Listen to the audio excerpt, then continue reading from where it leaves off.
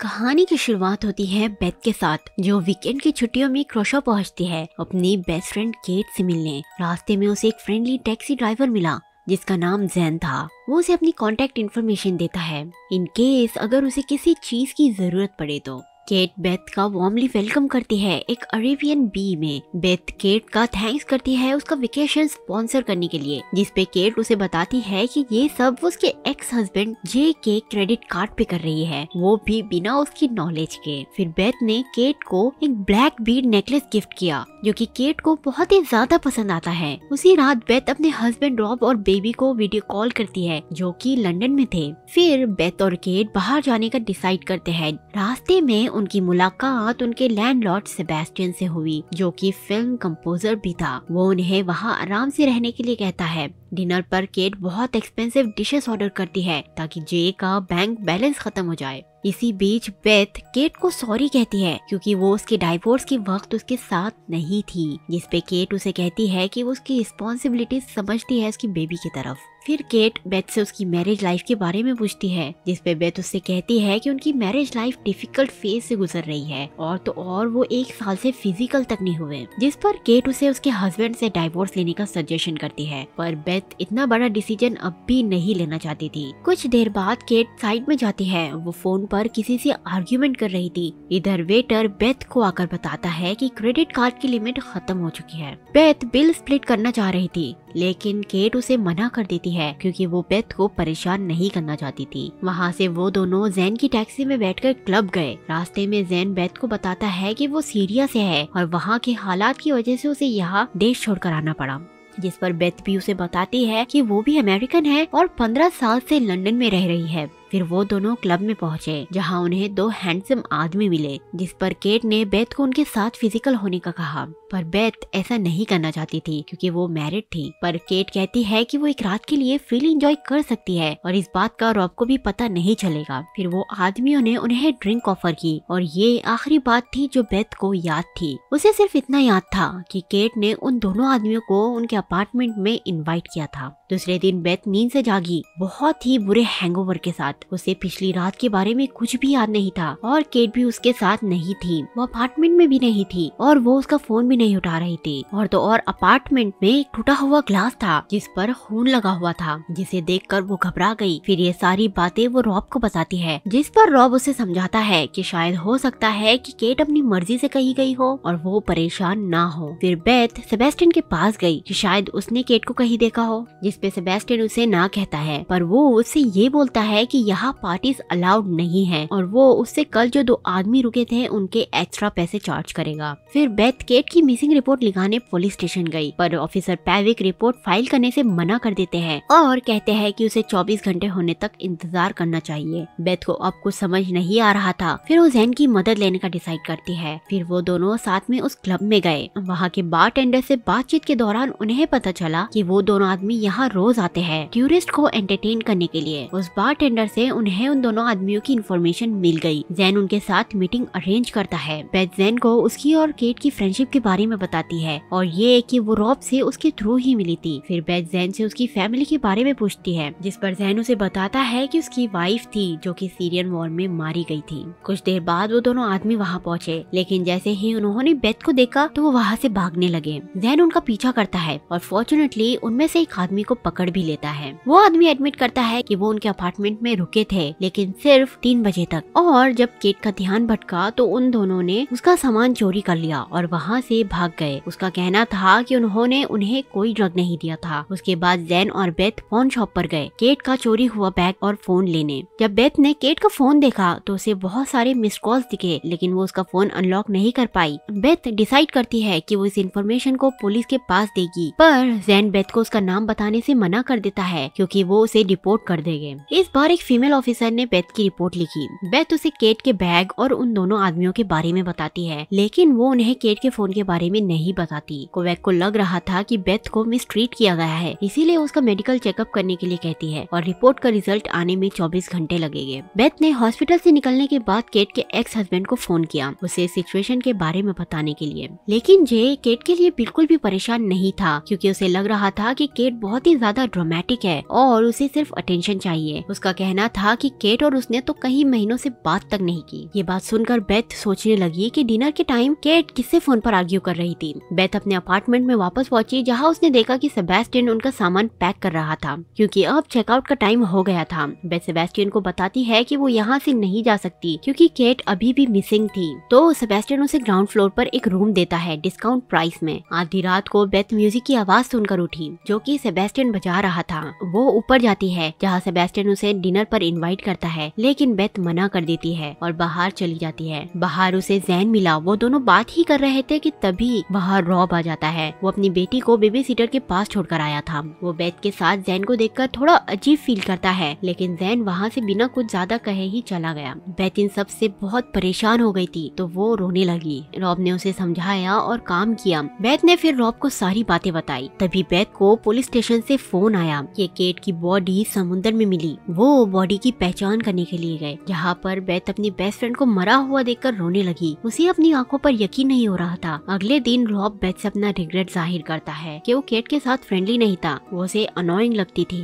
Rob Beth के साथ थोड़े दिन और रहना चाहता था, लेकिन बेथ उसे लंदन वापस जाने के लिए कहती है क्योंकि उनकी डॉटर लंदन में अकेली थी। अगले सीन में हम बेथ को पेविक के साथ पुलिस स्टेशन जाते हुए देखते हैं, जो उसे बताता है कि केट का मर्डर हुआ है। ये सुन के बेथ को झटका लगा। बेथ पेविक से रिक्वेस्ट करती है कि वो आखिरी बार अपनी बेस्ट फ्रेंड को देखना चाहती है। वो दोनों फिर से मॉर्ग में गए। पेविक के जाने के बाद बेथ केट का फोन निकालकर उसके चेहरे के सामने रखती है, जिससे उसका फोन अनलॉक हो जाता है। बाहर निकलते वक्त बेथ बाथरूम में चली गई केट का फोन चेक करने के लिए, जिसमें उसे बहुत सारे मिस कॉल्स दिखे किसी हैंडीमैन नाम के। जब उसने उस नंबर पे कॉल किया तो उसे बहुत बड़ा शॉक लगा क्योंकि वो कॉल रॉब के वॉइस मेल पे गया। फोन में बहुत सारे मैसेजेस भी थे, जिससे पता चला कि उसकी बेस्ट फ्रेंड और उसके हस्बैंड का अफेयर चल रहा था। इंटेरोगेशन रूम में कोवेक बेथ को बताती है कि केट और उसकी ऑटोप्सी रिपोर्ट में ये आया है कि उन दोनों को ड्रग दिया गया था। कोवेक एक और बार बेथ से पूछती है क्या वो उनसे कुछ छुपा रही है, जिस पे बेथ मना कर देती है। लौटते वक्त पेविक बेथ को बताता है कि वो उसका पासपोर्ट केस सॉल्व होने तक नहीं देंगे। घर पहुंचते ही बेथ जे को फोन करती है और उससे बताती है कि केट और उसके हस्बैंड का अफेयर चल रहा था, लेकिन जे को इस बात का पहले से ही पता था और उसने उसे इसलिए कुछ नहीं बताया क्योंकि वो प्रेग्नेंट थी। इसके बाद बेथ जैन के साथ लंच पे गई, जहाँ उसने उसे सारी बातें बताई। जैन सारी बातें सुनने के बाद कहता है कि शायद हो सकता है कि केट ने ही उसकी ड्रिंक्स में कुछ मिलाया होगा ताकि वो किसी और के साथ फिजिकल हो जाए और रॉब उसे छोड़ दे।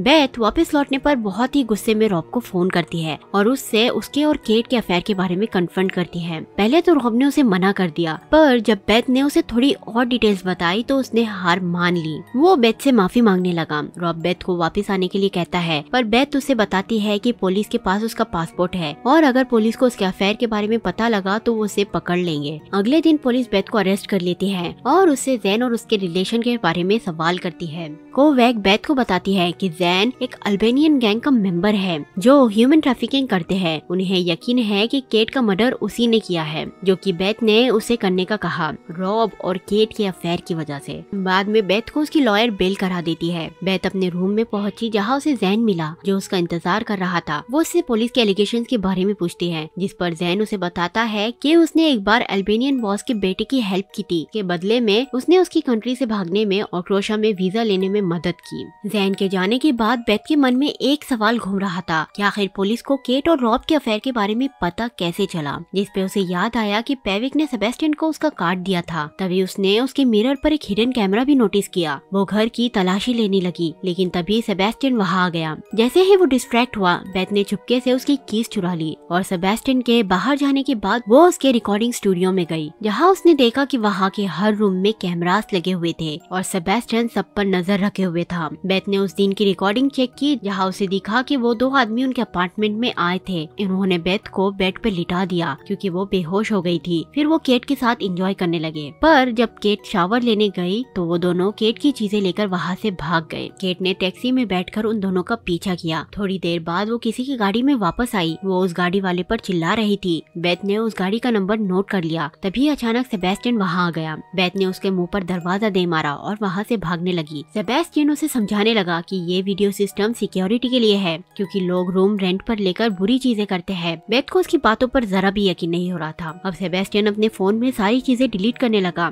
पर बेथ को उस फुटेज की जरूरत थी अपनी इनोसेंस प्रूफ करने के लिए, तो वो उसके हाथ में से मोबाइल छीनने लगी। इसी बीच सेबेस्टियन नीचे गिर गया और बेहोश हो गया। आया। बेथ ने उससे चाबी ले ली और जैन को फोन किया। जैन बेथ को लेकर टैक्सी स्टेशन जाता है, जहाँ वो उस ड्राइवर से मिलते हैं जिस टैक्सी में केट बैठी थी। लेकिन वो ड्राइवर उन्हें बताता है कि वो केट को पुलिस स्टेशन लेकर गया था उन 2 आदमियों के बारे में रिपोर्ट करने के लिए। बेथ को समझ नहीं आ रहा था कि पुलिस ने उसे ये पहले क्यों नहीं बताया जब वो केट की मिसिंग रिपोर्ट लिखाने गई थी। उसी वक्त पुलिस बेथ को अरेस्ट करने के लिए वहाँ पहुँच जाती है। बेथ नोटिस करती है कि ऑफिसर पेविक वही कार में है जो उसने फुटेज में देखी थी। अब बेथ को समझ आता है कि ऑफिसर पेविक ने ही केट का मर्डर किया है। जैन बेथ को लेकर भागता है। थोड़ी देर बाद ऑफिसर पेविक और बेथ रूफटॉप पर एक दूसरे के सामने थे। बेथ उसे अपनी बेस्ट फ्रेंड का मर्डरर बुलाती है। पेविक कहता है कि केट एक स्लर्ट थी और बेथ पे अटैक कर देता है। दोनों में हाथापाई शुरू हो गई। इसी हाथापाई में पेविक का बैलेंस बिगड़ गया और वो रूफटॉप से नीचे गिर गया, जिससे उसकी जगह पर ही मौत हो गई। बाद में कोवैक बेथ से माफी मांगती है क्योंकि उसने उसका यकीन नहीं किया था।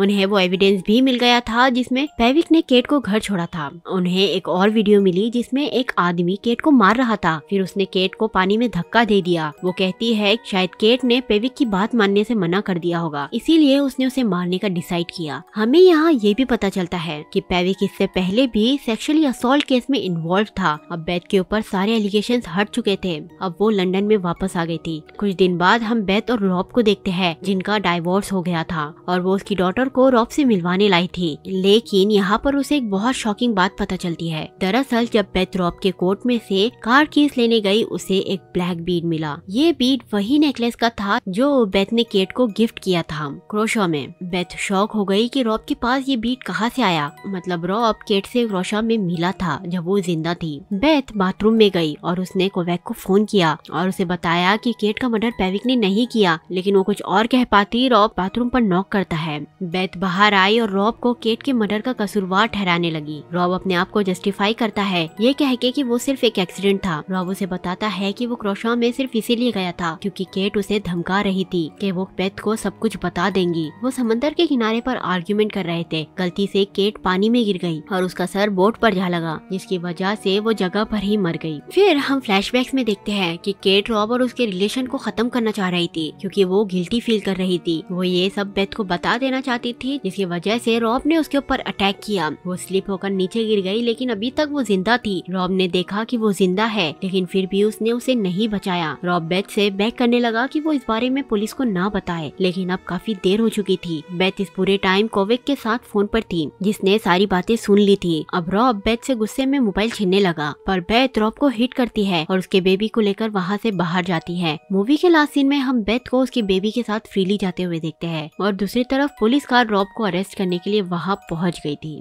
और ये मूवी यही एंड हो जाती है। चलिए दोस्तों, आज की वीडियो में बस इतना ही। मैं मिलती हूँ आपसे अगली वीडियो में।